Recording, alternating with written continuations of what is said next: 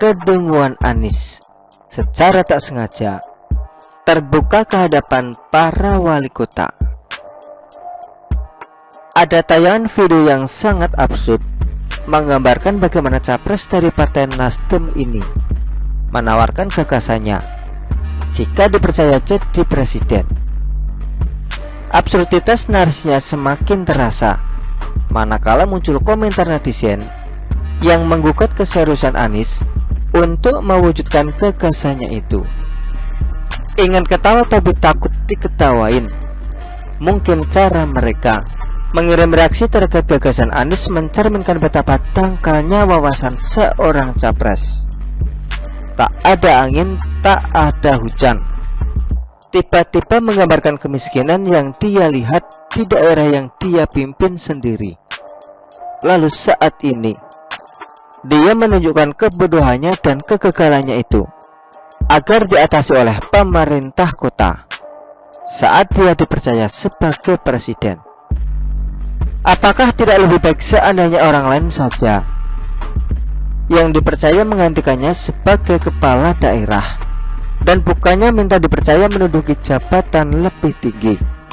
Kalau caranya seperti ini, tidakkah akan menjadi presiden bahwa untuk menjadi presiden harus menunjukkan masalah yang tidak berhasil diatasi di wilayahnya?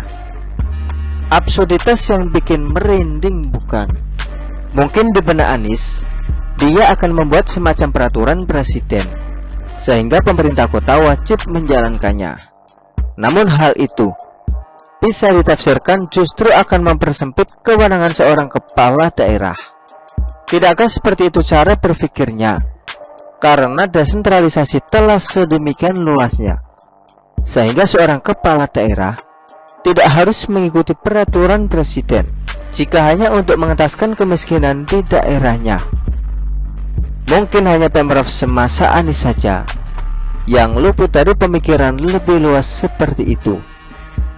Maklum, di benaknya mungkin hanya tergambar bagaimana supaya dirinya terlihat cerdas, tanpa sadar bahwa kecerdasannya hanya berlaku di tataran teori dan bukan untuk dieksekusi oleh dirinya sendiri. Dari aspek ini saja kita bisa menilai, ternyata untuk membuat seseorang punya kecerdasan seperti seorang penghasil solusi, tidak cukup dengan gelar akademis mentereng. Namun yang lebih diperlukan adalah jiwa dan hati yang luas, sehingga mampu merasakan apa yang paling dibutuhkan orang lain.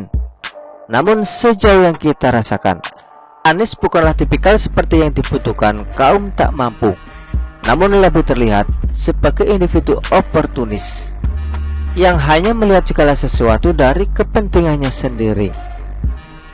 Apakah sosok seperti ini yang ingin kita tempatkan di posisi terhormat sebagai presiden kita? Mungkin kalau manusia lain sudah tidak lagi kita temukan, barulah kita tempatkan dirinya sebagai pilihan terakhir. Begitulah kura-kura. Artikel ini diambil oleh Siwa.com dan ditulis oleh Ruskandi Anggawiria. Bagaimana menurut Anda?